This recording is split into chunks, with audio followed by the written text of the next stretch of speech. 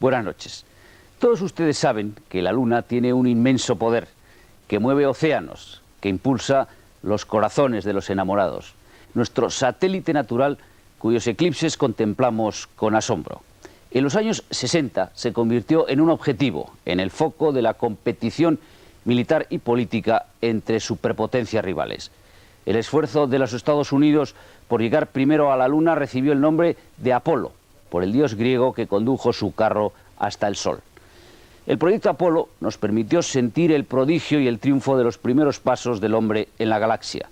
También nos acercó a un nuevo temor. En el Apolo 13 se produjo, como saben, un desastre y 3 hombres se enfrentaron a la posibilidad de verse perdidos para siempre en el oscuro y frío vacío del espacio. Su odisea es una de las grandes aventuras de la historia de las exploraciones y de los descubrimientos. Cuando en las carteleras de cine del mundo una película rememora la aventura que en abril de 1970 vivieron los astronautas Jim Lovell, Fred Hess y Jack Swigert, Documentos TV les ofrece el excepcional reportaje de la aventura que mantuvo al mundo en vilo durante 2 días, a partir de la hora 55 del lanzamiento del Apolo 13, cuando explotó un tanque de oxígeno de la nave. Esta noche, a través de Apolo 13 hasta el límite y vuelta, se demuestra cómo, una vez más, la realidad supera a la ficción.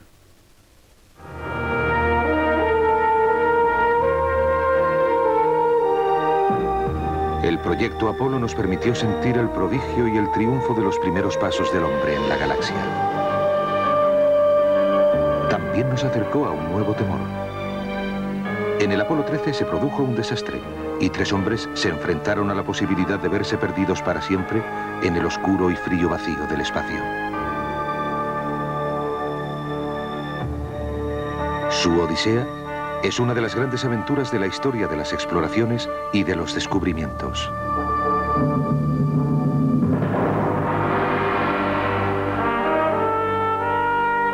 Apolo 13. Hasta el límite y vuelta.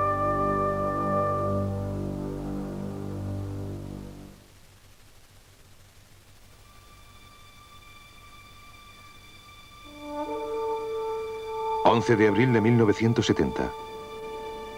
3 hombres se preparan para un viaje que acabará siendo tan peligroso como cualquiera de los emprendidos por Colón o por Magallanes. Son la tripulación del Apolo 13.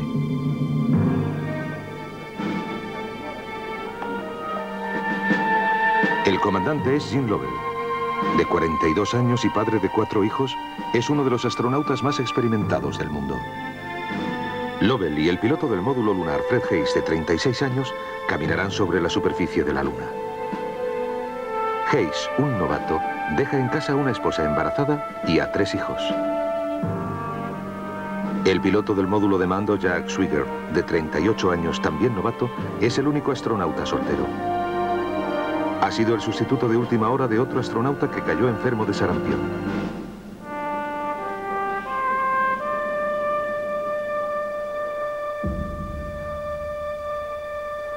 Los 3 son expertos pilotos de pruebas. Están acostumbrados a correr riesgos. Este es el tipo de gente que queríamos para estos puestos cuando hicimos la selección.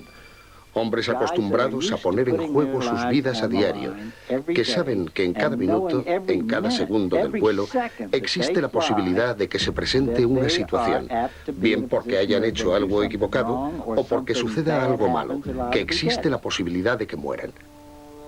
6 horas antes del despegue, Jim Lovell abre la procesión que se dirige hacia el cohete. Nos subimos a la furgoneta y nos llevaron hasta el Gran Saturno V. Ese cacharro está cargado con unos 2,5 millones de kilos de productos altamente explosivos y por consiguiente el resto de la gente está a unos 5,5 kilómetros de distancia. Subimos nosotros solos en el ascensor por la torre de lanzamiento, que suele estar llena de gente durante las fases de prueba y de construcción.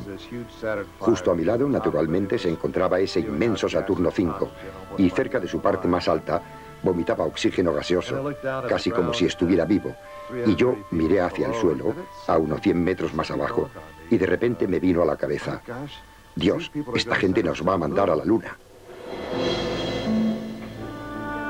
Mientras Lovell, Hayes y Swigert entran en la cápsula que los llevará hasta la Luna, saben que el éxito depende de un intrincado trabajo de equipo y de una maquinaria sin fallos.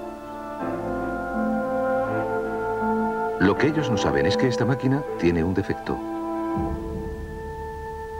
A menos de 3 metros por debajo de las literas de la tripulación, en las profundidades del módulo de servicio, hay unos cables rotos dentro de un tanque de oxígeno. El tanque está ahora lleno de oxígeno líquido, que es lo que evita que se produzca la chispa que podría causar una explosión. 13, 12, 11, 10, 9, 8, ignition sequence has started. 6, 5, 4, 3, 2,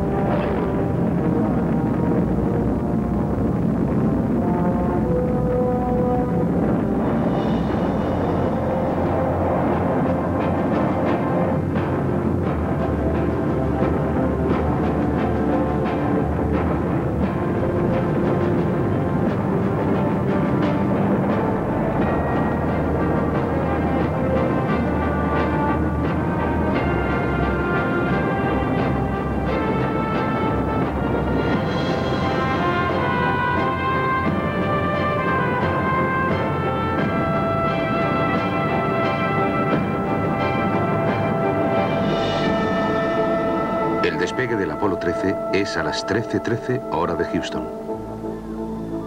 Algunos miembros del equipo consideran que tantos 13 suponen un mal presagio, pero la NASA se niega a prestarle la más mínima atención al hecho. El lanzamiento se realiza con normalidad. Dentro de 3 días, Lovell y Hayes deberán estar en la Luna recogiendo muestras de roca, analizando si hay indicios de actividad volcánica y continuando con la búsqueda de señales de vida.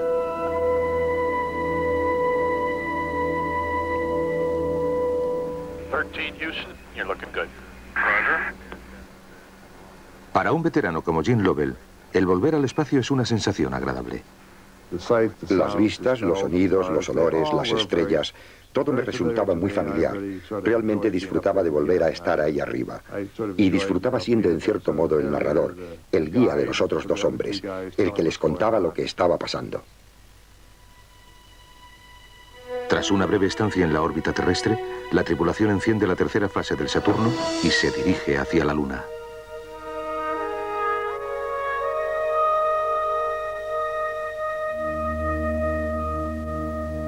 En tierra, en el control de la misión de Houston, los hombres que supervisarán este vuelo también están ocupando sus puestos. Jim Kranz es el director de vuelo jefe. La nave espacial se mueve a 8 kilómetros por segundo en la órbita terrestre y a 11 kilómetros por segundo en el viaje hacia la Luna y de vuelta de ella, de manera que se recorre un territorio inmenso en un periodo de tiempo muy breve. Así que siempre tratamos de aprovechar cada segundo de cada minuto, cuando las cosas van bien, para prepararnos individualmente para lo que vendrá a continuación. En estas empresas todo debe funcionar perfectamente y depende de nosotros el dirigir la operación para que eso ocurra. A lo largo del primer día todo está funcionando perfectamente. Incluso el pequeño magnetófono de Gene Lovell.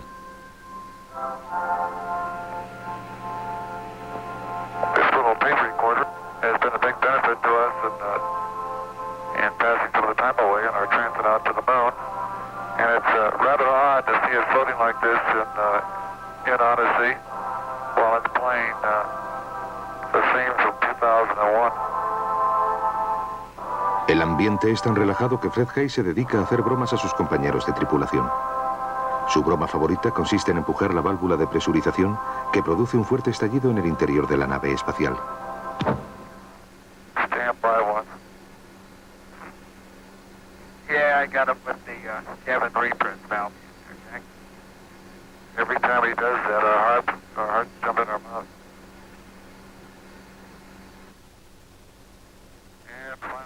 Lovell consiguió su oportunidad de ir a la Luna porque América temía que la Unión Soviética se apoderase de los elevados territorios del espacio. Eso pareció posible en plena Guerra Fría, cuando los soviéticos lanzaron la primera luna artificial.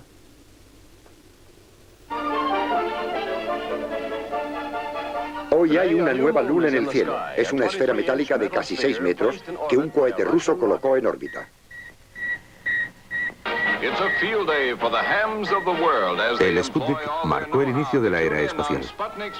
Hizo más humildes a los americanos, mientras que la confianza y el orgullo soviéticos crecían. En primer lugar, fueron sencillamente los 4 días de mayor orgullo logrados por la Unión Soviética. Los americanos siguen aún en tierra y nosotros estamos en el espacio, ¿sabe? Fue tremendo, una tremenda y psicológica, no sé cómo decirlo, alegría, porque lo hemos conseguido. Y no contra cualquiera, sino contra los americanos, a los que, ya sabe, siempre habíamos envidiado en secreto por sus avances técnicos. Y ahora nosotros somos como América.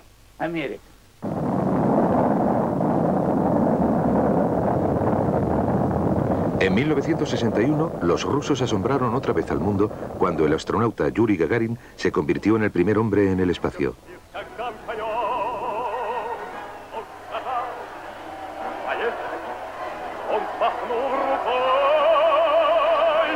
Gagarin se convirtió en la más célebre de las personas vivas.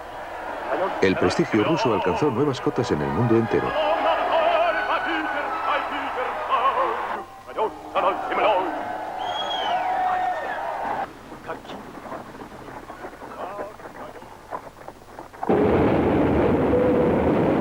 Los Estados Unidos tardaron casi un año en igualar la hazaña de Gagarin.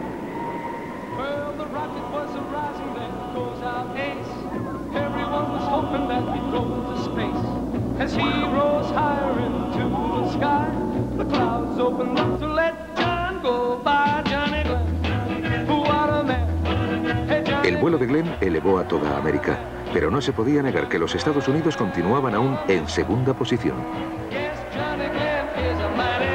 Be sure we are behind, and will be behind for some time in manned flight. But we do not intend to stay behind, and in this decade we shall make up and move ahead. Decidido a marcar una meta para la carrera espacial que América pudiese cruzar primero, el presidente John Fitzgerald Kennedy propuso ir a la Luna. We choose to go to the moon in this decade and do the other things. Not because they are easy, but because they are hard.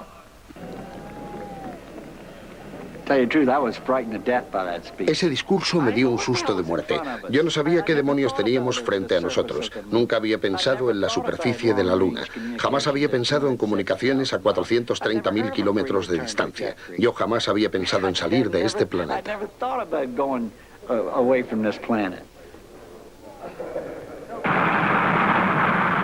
Pero eso no ocurriría. En 1967 el programa lunar soviético comenzó a desmoronarse. Uno de sus cosmonautas murió durante una entrada de emergencia a la atmósfera. Luego, en 3 intentos consecutivos de lanzamiento, explotó su cohete lunar recientemente diseñado. El programa lunar soviético fue abandonado, aunque en aquellos momentos no lo supiese nadie en Occidente.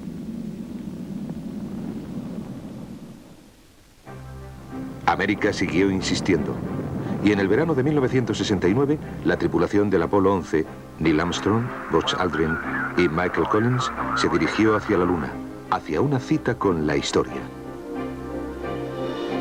Capcom, we're go for landing. Eagle Houston, you're go for landing, over. 1201, roger, 1201 alarm. 1201 alarm. Same type, we're go, flight. Okay, we're go. Same type, we're go. And 4 forward. 4 forward, drift into the right a little. 30 seconds. 30 seconds forward. 30 feet down, 2.5. Picking up some dust. Base shadow. Contact light. Okay, engine stop. We've had shutdown. Tranquility Base here. The Eagle has landed. Roger, Tranquility. We copy you on the ground. You got a bunch of guys about to turn blue. We're breathing again. Thanks a lot.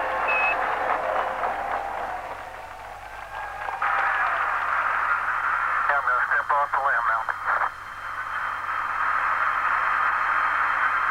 It's one small step for man, one giant leap for mankind.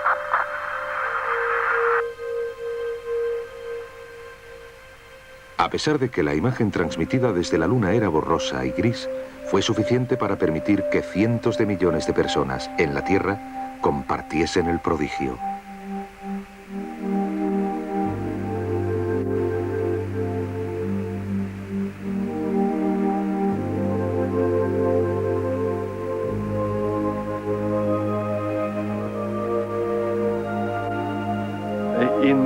En nuestro centro de control de la misión, todo el mundo exclamó: ¡enhorabuena!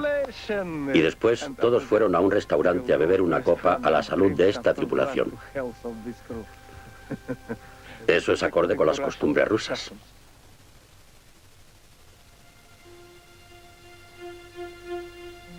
El Apolo 13 lleva ahora 15 horas de lo que parece ser un vuelo rutinario.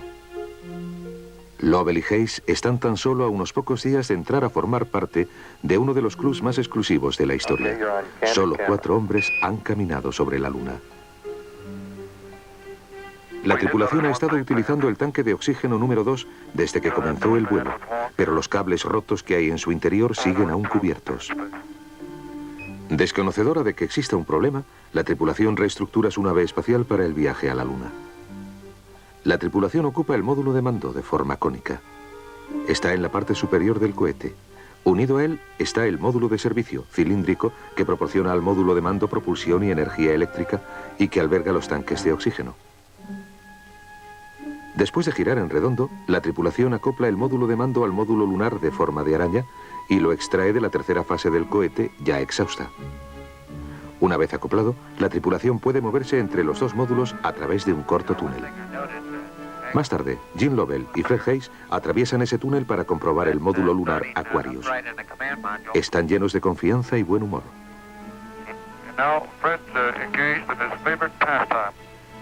He's not in the food locker, is he? That's his second favorite pastime. He's rigging his hammock for sleep on the lunar surface now to try it out to see what it's going to be like. Roger, sleeping and then eating.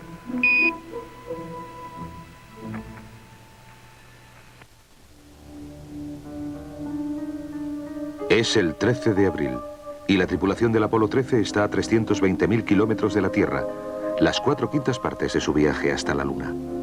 Tras 55 horas y 50 minutos de vuelo, los cables rotos del tanque número 2 han quedado por fin al descubierto. Mientras la tripulación se prepara para irse a dormir, el control de misión radia una petición rutinaria. ¿Apagarán, por favor, los ventiladores de los tanques de oxígeno? Jim se dirigía de regreso al módulo de mando e íbamos a repasar y a comprobar un poco todos los datos. Ese era mi plan, para luego dejarlo todo listo e irnos a la cama. Y entonces oímos la explosión. Fue un ruido ahogado y la nave espacial se movió atrás y adelante. Pude oír el disparo de los cohetes. Íbamos con piloto automático y estabilizaron la nave. Y luego todo quedó en silencio otra vez. Se podía oír un ruido metálico en la zona del túnel, por donde los vehículos seguían aún conectados. Pero se movían solo relativamente el uno con respecto al otro. No lo suficiente como para haber producido esa clase de ruido. Nos miramos unos a otros. ¿Qué era eso? No lo sabíamos. Nada había atravesado la mampara. No parecía que un meteorito hubiese golpeado el módulo de mando. Todo seguía en su sitio. Miré a Fred y supe que Fred no había hecho eso. No había hecho nada, aunque era muy dado a hacer bromas, tocando alguna palanca que hacía un ruido similar. Pero esta vez no lo había hecho, estaba seguro. Miré a Schweiger, desde luego, y Schweiger no tenía ni idea de lo que estaba pasando. Y en aquellos momentos se había encendido una luz roja que indicaba que habíamos perdido parte de nuestro sistema eléctrico, nuestro generador.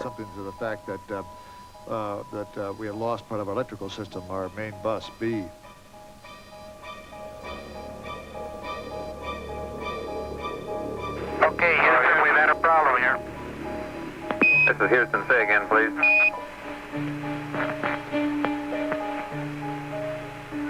Houston, we've had a problem.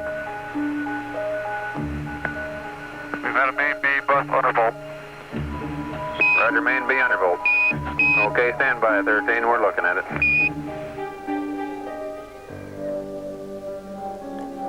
Jim Kranz, ex piloto de combate y uno de los más experimentados directores de vuelo de la NASA, está de servicio en el control de la misión cuando se recibe el mensaje de la nave espacial. Eso era lo que en nuestra jerga llamaríamos un extraño. Lo que había ocurrido era algo que no comprendíamos y por eso aquí abajo en tierra estudiamos esos datos, los examinamos y tratamos de averiguar qué era lo que había originado ese extraño que habíamos visto. Y yo estaba convencido de que al fin acabaríamos por descubrir la causa de esa caída de voltaje.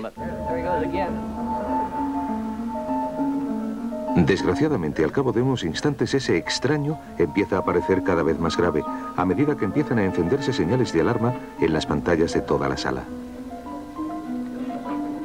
Frente a una de esas pantallas está Sy Ligerbock. Su trabajo consiste en controlar el sistema eléctrico de la nave y no puede dar crédito a lo que ve. Miré a mis pantallas y los datos me mostraron en el plano del sistema de energía eléctrica que había perdido el voltaje en uno de los dos generadores principales que alimentan a la nave espacial y que había perdido 2 células de combustible. Las células de combustible 1 y 2. Miré el despliegue de datos de mi sistema criogénico de control medioambiental y me dijo que había perdido el tanque de oxígeno número 2 y que estaba perdiendo el tanque de oxígeno número 1. Estaba contemplando no un simple fallo, no un doble fallo, no un triple fallo, sino que estaba observando un fallo cuádruple. No había forma posible de que eso ocurriese en esa nave espacial tal y como había sido diseñada. Livercott está convencido de que si se hubiese perdido una parte tan grande de la nave espacial, la tripulación ya estaría muerta.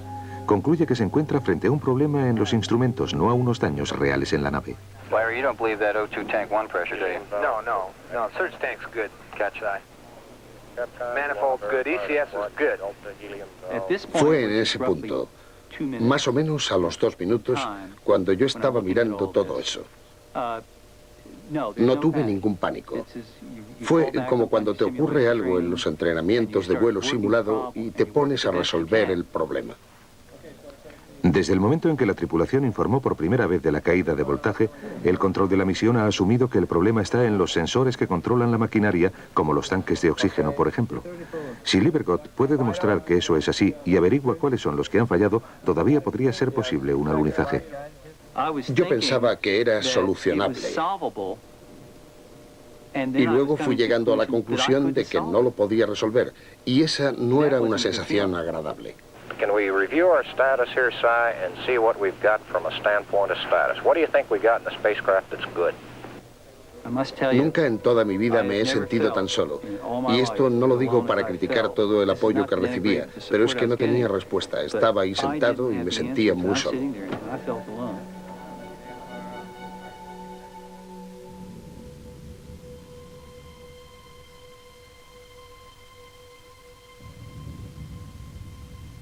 Hasta ahora, nada de lo que han sugerido en tierra ha servido de ayuda. Gene Lovell echa otro vistazo al exterior. Miré hacia popa y pude ver cómo se escapaba una sustancia gaseosa. Parecía ser una neblina que salía a una velocidad muy alta. Hay algo que se está derramando, saliendo del módulo de servicio. La moral de la tripulación se hunde. En aquellos momentos la principal sensación era de haber perdido la misión, de interrumpirla. Que ni siquiera entraríamos en la órbita lunar y que ni muchísimo menos íbamos a lunitar. Nunca nos entró el pánico. La gente me pregunta muy a menudo por qué no sentimos pánico nunca. Y la realidad es que podíamos habernos dado cabezazos contra las paredes durante 10 minutos, pero que al acabar de hacerlo habríamos vuelto al punto de partida. Desde luego se nos aceleró el pulso, pero decidimos que lo mejor era que siguiésemos trabajando como hasta entonces. Looks to me you're looking out the hatch that we are venting something. Roger. We are venting something out into space. Roger, we copy your venting. Okay, now let's everybody keep cool. Let's solve the problem, but let's not make it any worse by guessing.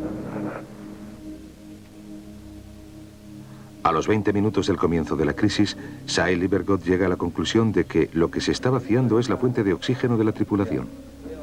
Acepta lo que sus instrumentos le han estado diciendo todo el tiempo. El tanque de oxígeno número 2 está agotado. 2 de las 3 células de combustible del Odisea, módulo de mando, están agotadas. Y el tanque de oxígeno número 1, que mantiene con vida tanto a la última célula de combustible como a la tripulación, se está agotando. Ahí es cuando me di cuenta. Sin la energía eléctrica, el módulo de mando estaría muerto. Sin la energía eléctrica y sin oxígeno, la tripulación estaría muerta. Esa era nuestra situación. Estábamos a punto de perder a todo el mundo, de perderlo todo.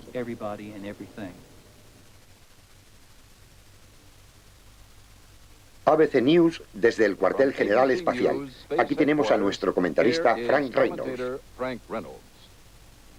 Se ha producido una emergencia en el vuelo del Apolo 13. El principal objetivo de la operación, el alunizaje y la posterior exploración de la superficie lunar, ha sido cancelado. Y ahora la única consideración que se sigue teniendo en cuenta es el regreso a salvo de los 3 astronautas.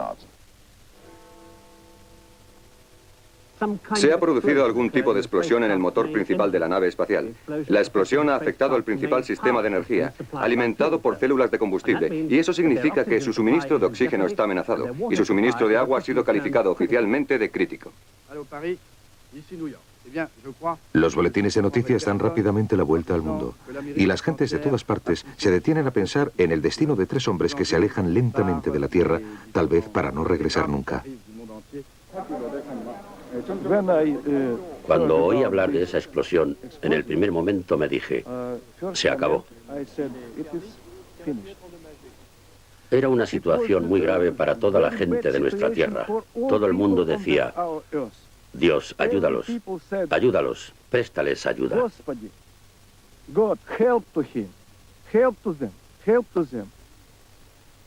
Marilyn Lovell, que había estado en el control de la misión 15 minutos antes del comienzo de la crisis, no se enteró de que había ocurrido algo hasta mucho más tarde aquella misma noche. Recibí una llamada de Jerry Hammock, uno de los hombres del equipo de rescate, y me dijo simplemente, quiero que sepas que todos los países han ofrecido su ayuda para recoger a los hombres donde quiera que caigan. Y yo le dije, Jerry, ¿de qué me estás hablando? ¿Es que has estado bebiendo? En aquellos momentos yo no sabía de lo que me estaba hablando. Y después de haberme dicho aquello, creo que trató de hacer que me pareciera más sencillo de lo que era, hasta que alguien pudiese explicármelo. Pero lo único que me dijo fue que tenían un problema con las células de combustible y qué sé yo qué más. Mi madre vino al piso de arriba y dijo, ha habido un accidente y todo se va a arreglar. Van a regresar, pero no van a tener la oportunidad de ir a la luna. Y recuerdo que entonces mis primeros pensamientos fueron para mi padre. Él se ha pasado todo el tiempo, toda su vida preparándose para ir a la luna, y ese sueño no se va a cumplir. Y lo sentí mucho por él. Pensé para mí, ocurre algo malo. Mi padre no va a volver nunca. Jamás voy a volver a ver a mi padre. Y entonces, en aquel momento, sentí que mi padre había muerto. Al otro lado de la ciudad, Mary Hayes, embarazada entonces de 7 meses, dio la noticia a sus 3 hijos. La hija mayor, Margaret, tenía entonces 13 años. Entonces me asusté, porque ella estaba evidentemente trastornada por el asunto y trataba de quitarle importancia y de decir que no pasaría nada, que regresarían. Pero yo podía ver que el asunto era peor de lo que ella decía. Los cables rotos del tanque 2 tardaron 55 horas, 320.000 kilómetros en quedar al descubierto. Una vez que lo estuvieron y se encendió el ventilador del tanque, saltó una chispa que produjo un incendio. El tanque explotó. Solo el vacío del espacio impidió que destruyese la nave. Y ahora, con un agujero abierto y con el oxígeno vital derramándose en el espacio, el Apolo 13 prosigue su carrera hacia la Luna. 1 hora y media después de declararse la crisis, un nuevo equipo entra a trabajar en el control de la misión. Shai Livergott es sustituido por Clint Burton, que observa el continuo deterioro del módulo de mando. Es doloroso ser el que transmite las malas noticias una vez y otra más. En cualquier caso, mi deber consistía en ser el que transmitía esas malas noticias una vez y otra más. Flight econ, looks like we've got about 40 minutes left in that tank. Okay, does it look like it's still going down? That's affirmative, yes. Flight econ, go ahead. Okay, we've got an update on the time. Looks like we've got about 18 minutes until we get down to the cutoff point. Flight econ, temperature and the pressure correspond. So we're going to be there in 15 minutes. Dentro de 15 minutos, el módulo de mando ya no podrá ofrecer condiciones para la vida.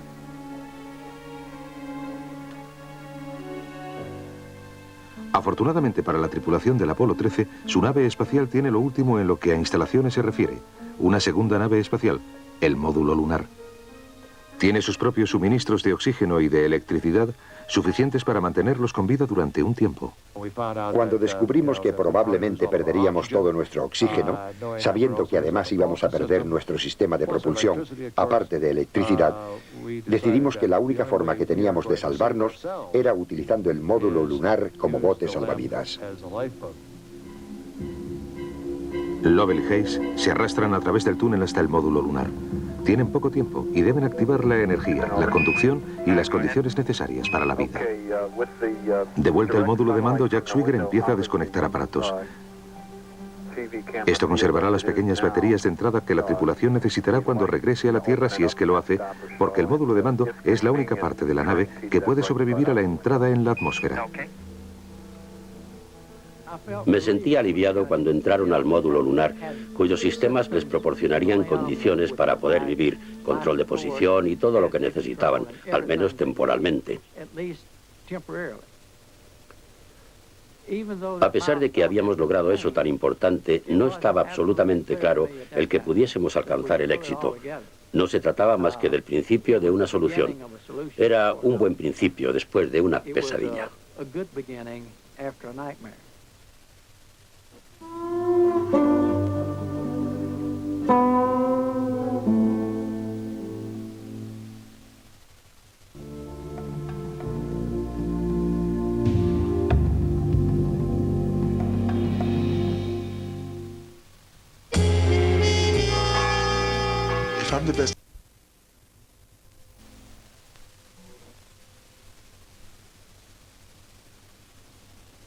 A las 3 horas del comienzo de la crisis, el objetivo del control de la misión se centra en la cuestión del camino de regreso a casa. A estas alturas, el camino más directo no tiene por qué ser el mejor. En realidad había dos cosas que se podían hacer en aquel momento.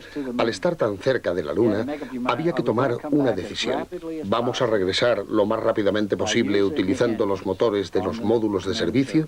¿O estamos dispuestos a tomarnos 48 horas más, a dejar que el aparato entre en una trayectoria de regreso libre, a dejar que la fuerza gravitatoria de la Luna nos mande de vuelta? ¿Podremos mantener vivos y a salvo a los hombres durante ese periodo de tiempo?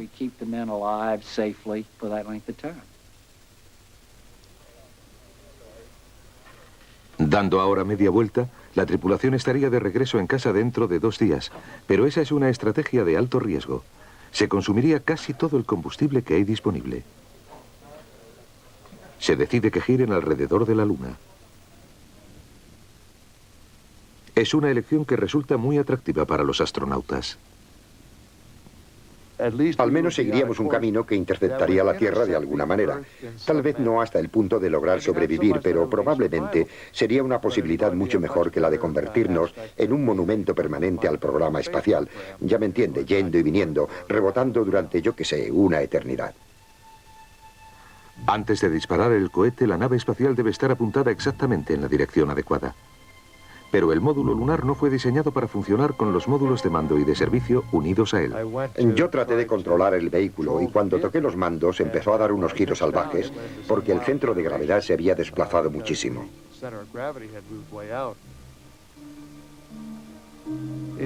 Si mueves hacia abajo el controlador de posición de la nave espacial, se supone que ésta debe moverse hacia abajo.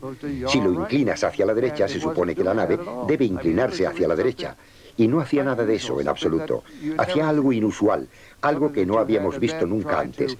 Era algo que entonces había que tratar de compaginar en la cabeza, diciéndote, si mando que se incline hacia la derecha, sé que no va a hacerlo, sino que va a hacer alguna otra cosa. Tuve que aprender a volar otra vez.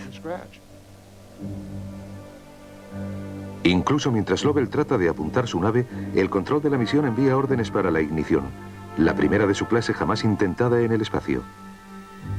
Okay, Aquarius, you're ready to copy P-30 maneuver pad. That's affirm. Okay, here we go. The purpose is mid-course correction for free return.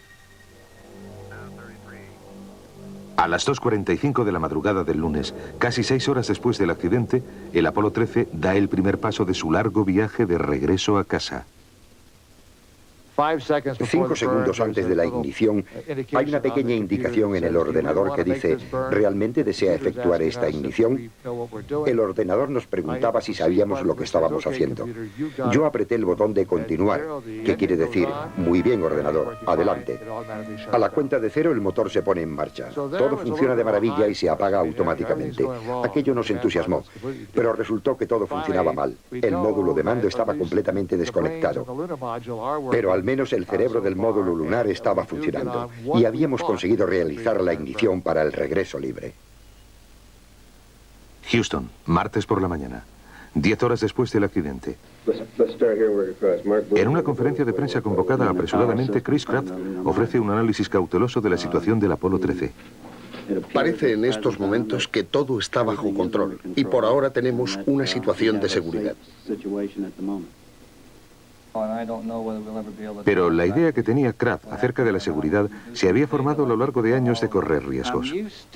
Estoy acostumbrado a que la gente tenga dificultades, a que ponga su vida en peligro, a que se vea en dificultades y haga entonces todo lo que pueda hacer.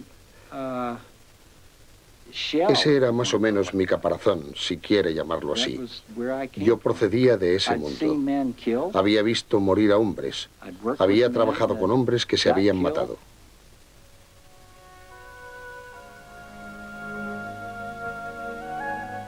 ...24 horas después de su accidente, el Apolo 13, herido y apaleado, se acerca a la Luna.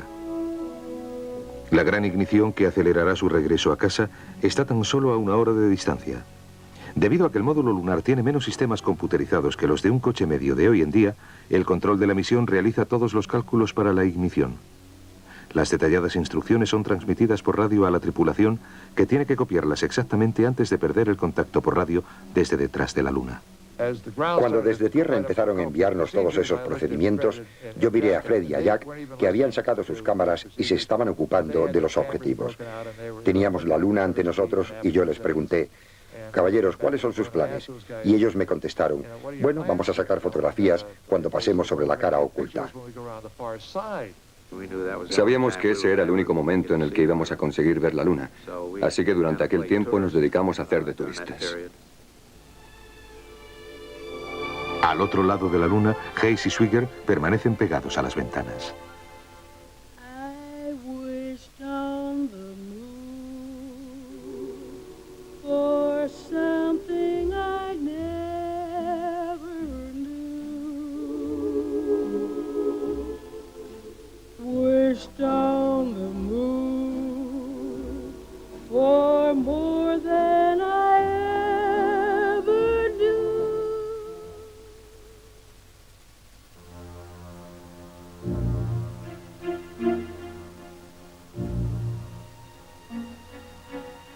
Media hora más tarde, Jim Lovell enciende el motor del módulo lunar para la gran ignición.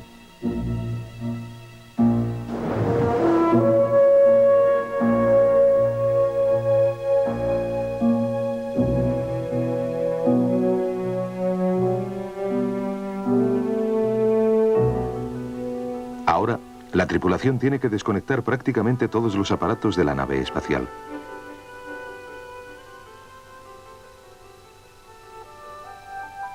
Los 3 días siguientes supondrán una grave prueba tanto para la tripulación como para la maquinaria.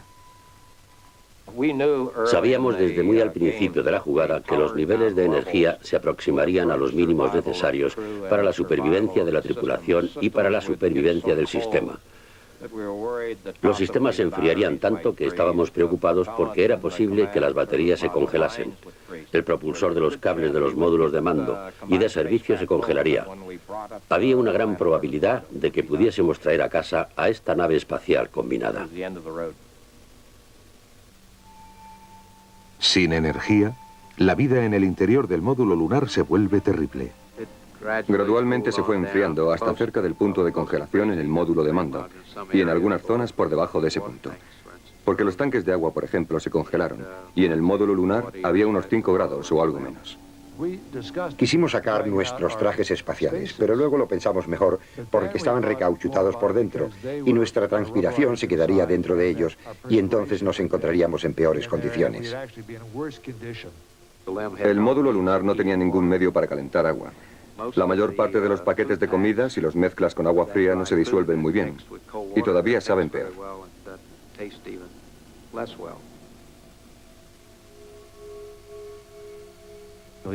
Deben recordar que el módulo lunar está diseñado para 2 personas. Entonces éramos 3 los que estábamos dentro. Y cada vez que yo me movía, movía a Jack. Y Jack movía a Fred.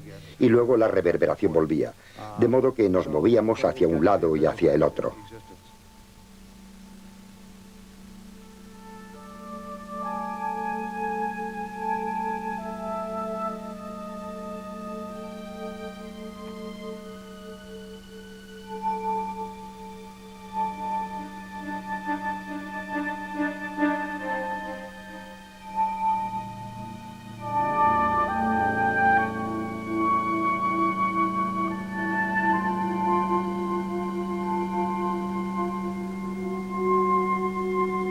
La tensión y el frío hacen que dormir resulte casi imposible. Y por si eso no fuese suficiente, hay nuevas indignidades para la tripulación. Desde tierra les piden que dejen de arrojar su orina por la borda. Eso estaba afectando sus análisis Doppler de nuestra trayectoria y de la ruta de vuelo. Pero el gran malentendido fue que ellos se referían a una cierta extensión de tiempo, durante la cual ellos pudiesen seguir nuestro camino. Pero nosotros creímos que nos dijeron que no volviésemos a hacerlo nunca. De manera que nos pusimos a buscar como locos dentro de los vehículos, tratando de encontrar cualquier recipiente a bordo en el que poder almacenar la orina.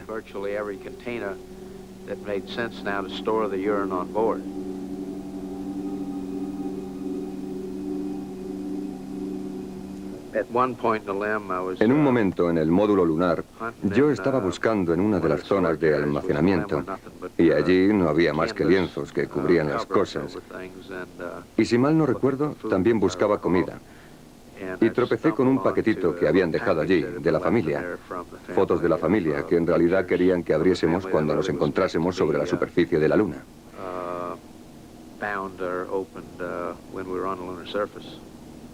Y entonces tuve el sentimiento de, espero poder volver a verlos algún día.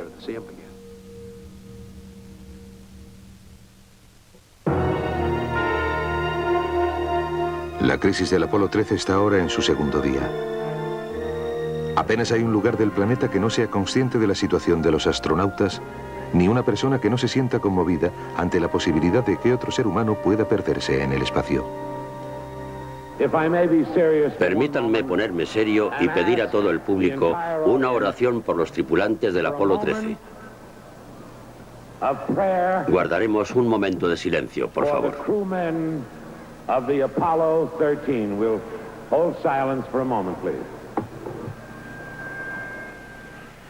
Se rezan oraciones especiales, desde el Vaticano hasta el Muro de las Lamentaciones. Rezamos un Padre Nuestro por los astronautas. Padre nuestro que estás en los cielos.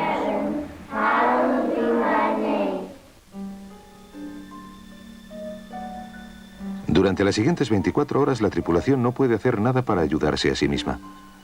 Simplemente deben aguantar el frío y las incomodidades.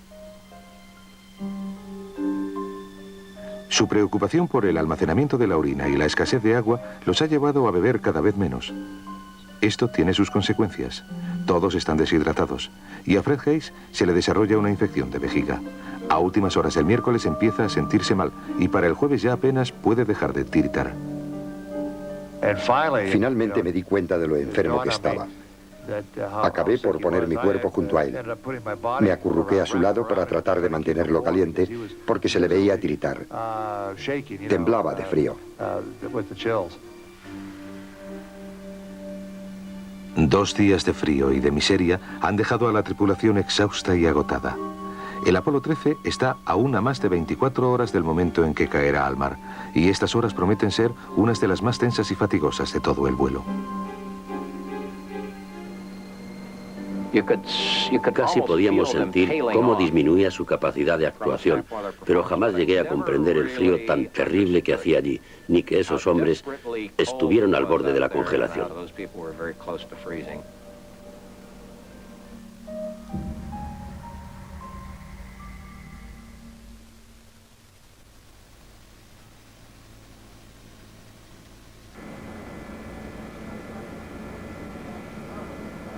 Durante los 3 últimos días, el equipo de rescate se ha estado preparando para la caída de la nave en el Pacífico.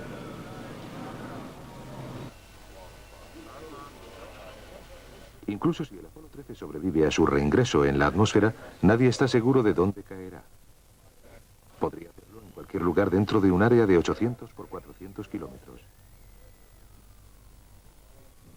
La entrada en la atmósfera está ahora a menos de un día de distancia. En el control de la misión, la atención se centra sobre la primera fila de consolas, la trinchera. Es ahí donde trabajan los encargados de la conducción y guía de la nave. Están preocupados por la trayectoria del Apolo 13. Algo está empujando la nave espacial fuera de su curso. Al regresar a casa desde la Luna, tenías que entrar y alcanzar la atmósfera a través de un pasillo de entrada que solo tenía 2 grados de amplitud, con forma de cuña. No a menos de 5 grados y medio, ni a más de 7 grados y medio. Había que caer dentro de esa cuña de 2 grados. Si entrabas con demasiada poca inclinación, rebotarías como una piedra que salta sobre el agua. Y si entrabas con un ángulo demasiado pronunciado, la desaceleración súbita te haría arder como un meteorito en el cielo durante unos cuantos segundos. Nosotros entrábamos con demasiada poca inclinación. ¿Qué es lo que está pasando que no entendemos? ¿Es algo en nuestras computadoras? ¿Es algo realizado con las alineaciones de las plataformas que hicimos? ¿Se trata de algo relacionado con la ejecución de las maniobras? ¿Por qué? ¿Por qué? ¿Por qué? Pero la trinchera no tiene ninguna explicación. No saben por qué la trayectoria está perdiendo inclinación, pero lo que sí saben, a solo unas horas de la entrada en la atmósfera, es que tienen que hacer algo para corregir la trayectoria. Con cierta inquietud, la trinchera ordena una corrección de la trayectoria. Con el Apolo 13 ahora tan cerca de casa, se aproxima rápidamente el momento en el que la tripulación tendrá que volver a entrar en el módulo de mando congelado para intentar volver a encenderlo. Antes de que puedan hacerlo, el control de la misión tiene que preparar y transmitirles por radio una serie de instrucciones, una lista de modificaciones. Un equipo, encabezado por John Aaron, de 27 años, ha pasado los 4 últimos días trabajando en ella, tratando de imaginar cómo hacer para volver a conectar el módulo de mando y cómo hacer para que la limitada energía de las baterías que hay a bordo pueda durarles el resto del vuelo. ¿Cómo dependes de estas pequeñas baterías de entrada que están diseñadas para funcionar solo durante 45 minutos y haces algo que incluso en nuestros cálculos iniciales tiene que durar 5 o 6 horas? Había un montón de gente en la habitación y estábamos trabajando y mezclábamos nuestro trabajo de ingeniería con una sensación de conmiseración, porque resultaba muy fácil llegar a la conclusión de que lo que pretendíamos era tal vez imposible. A las 4 de la madrugada del viernes, la lista de instrucciones para el encendido del módulo de mando está por fin preparada. El Apolo 13 está ahora a menos de 9 horas de la entrada en la atmósfera. Avanza hacia la Tierra a una velocidad de 32.000 kilómetros por hora. A Swigert le lleva 2 horas, o sea, 64.000 kilómetros, el apuntar todas las detalladas instrucciones. Utiliza las partes posteriores de los cuadernos y todos los trozos de papel que la tripulación es capaz de encontrar. 6 horas antes de entrar en la atmósfera, Swigert regresa al módulo de mando y empieza a apretar botones y clavijas. Incluso ahora nadie sabe si conseguirá ponerlo en funcionamiento. La nave nodriza estaba congelada desde hacía unos 4 días, más allá de los límites con los que la diseñaron, porque nunca se pensó que fuese a congelarse, a desconectarse y a congelarse literalmente. De modo que yo aún seguía muy preocupado acerca del estado en el que estaría la cápsula, aunque nada ha terminado hasta que ha terminado. Ante el inmenso alivio general, el módulo de mando vuelve a la vida. Pero no hay tiempo para celebraciones. Cada minuto cuenta. Todos tienen frío y están exhaustos. La fiebre de Hayes ha subido, pero en estos momentos la adrenalina toma el relevo. En un sentido era como en un partido decisivo, y yo estaba dispuesto a hacer lo que tuviera que hacer. Cuando estás en esa situación no te das cuenta de tu estado. Primero, la tripulación tiene que deshacerse del módulo de servicio agotado. Lovell y Hayes siguen aún en el módulo lunar. A Lovell le preocupa que el piloto novato del módulo de mando pueda deshacerse de una parte equivocada de la nave espacial. Yo estoy en el módulo lunar con una cámara y le digo a Jack, no una vez, no 2 veces, sino 3 veces. Le digo, Jack, vamos a deshacernos del módulo de servicio, no del módulo lunar. No te deshagas del módulo lunar. Pon un trozo de cinta sobre esa palanca. Una vez que se ha soltado el módulo de servicio, la tripulación tendrá la primera y última oportunidad de comprobar qué le ocurrió. Él se deshizo del módulo de servicio y yo elegí un poco el módulo de mando y el módulo lunar juntos. Y luego maniobré un poco, tratando de ver el módulo de servicio que se alejaba de nosotros. Y lo pude ver mientras giraba muy lentamente. Todo un lado de los paneles había estallado. Right by the high gate antenna, the whole panel is blown out, almost from the base to the engine. Copy that. It's really a mess. Man, that's unbelievable.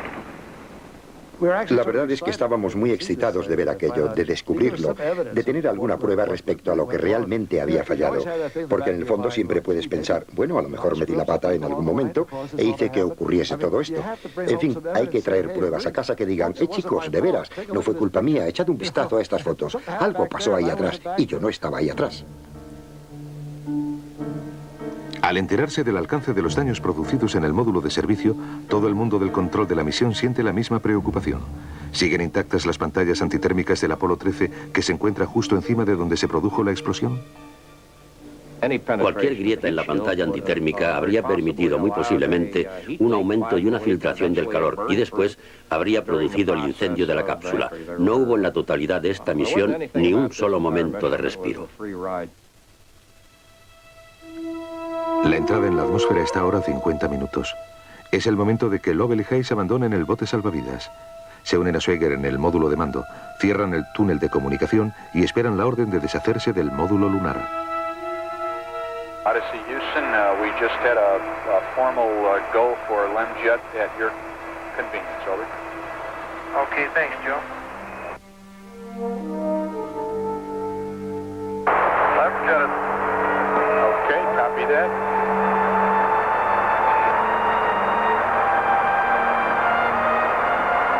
Farewell, Aquarius, and we thank you. She sure was a good ship.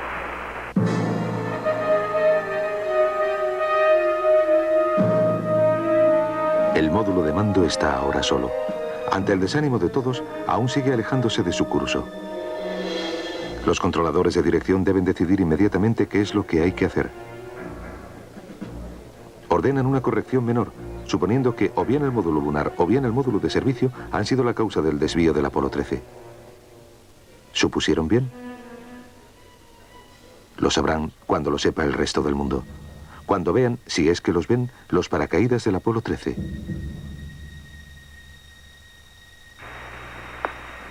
know all of us here want to thank all you guys down there for the very fine job you did. That's the firm, Joe. I tell you, we all had a good time doing it. You have a good bedside manner. That's the nicest thing anybody's ever said. El Apolo 13 viaja a 38.500 kilómetros por hora cuando entra en la atmósfera terrestre. 19 minutos después se pierde el contacto por radio, mientras la nave está envuelta en llamas. Se espera que la pérdida del contacto por radio dure 3 minutos.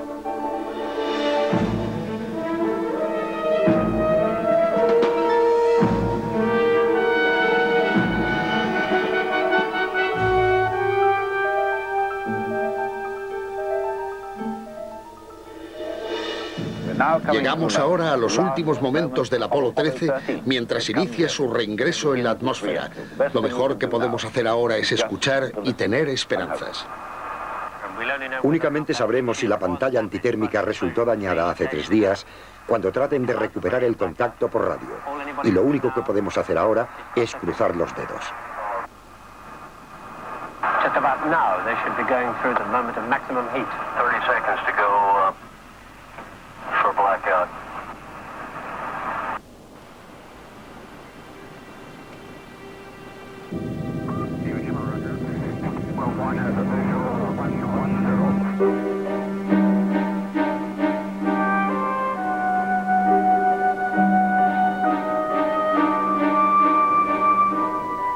La pérdida del contacto por radio es uno de esos momentos en los que no podemos hacer nada. Y los segundos se convierten en minutos, y los minutos se convierten en horas. Y si no oyes nada, se te pone el estómago en la boca.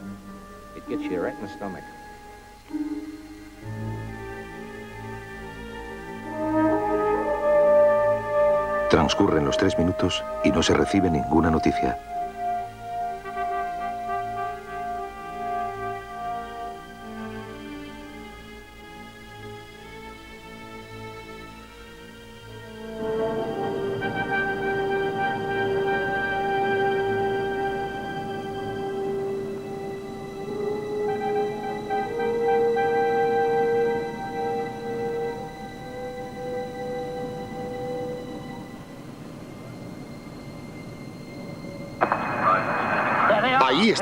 Ahí están.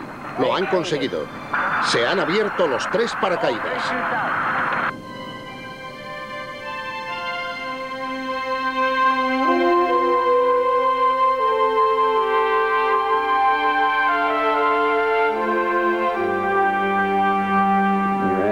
Estás absolutamente rígido y tenso, al límite, durante 4 días. Y cuando ves esa visión maravillosa, la del vehículo tambaleándose mientras baja por la atmósfera, colgado de los paracaídas, jamás lo olvidaré. Aún siento dentro de mi cuerpo esas emociones que probablemente jamás me abandonarán, porque durante 4 días no supe si era una esposa o una viuda.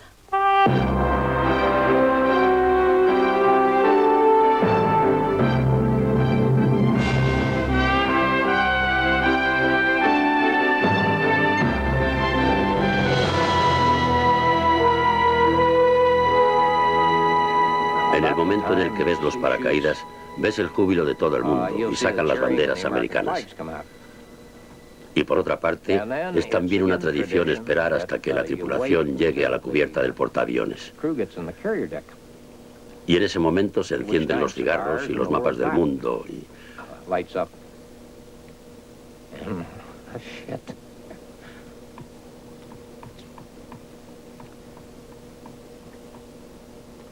Fue maravilloso.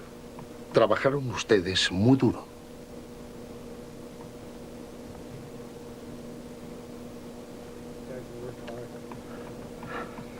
Guys worked hard to bring this one home.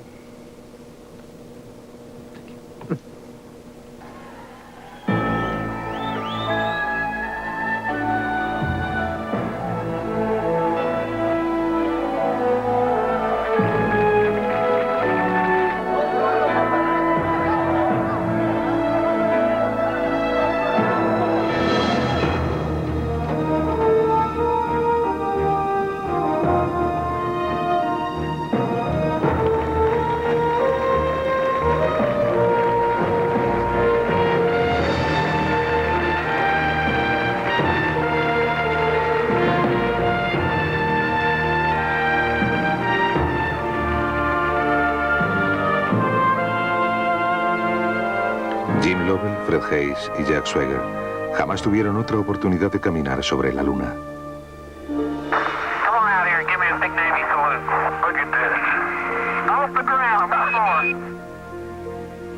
Pero otros 8 americanos sí viajaron hasta la superficie lunar.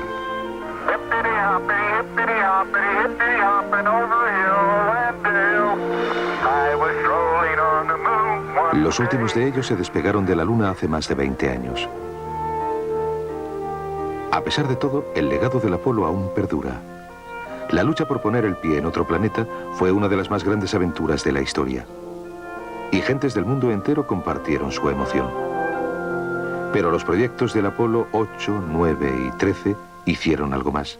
Unieron al mundo de una forma que jamás habíamos esperado.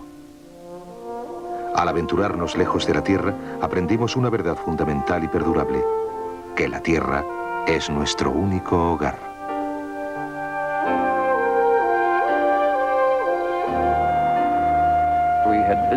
Habíamos visitado un planeta muy extraño, muy hostil y sin vida, y consideramos a la Tierra como el único hogar que conocemos dentro de nuestro espacio cercano, capaz de sustentar la vida.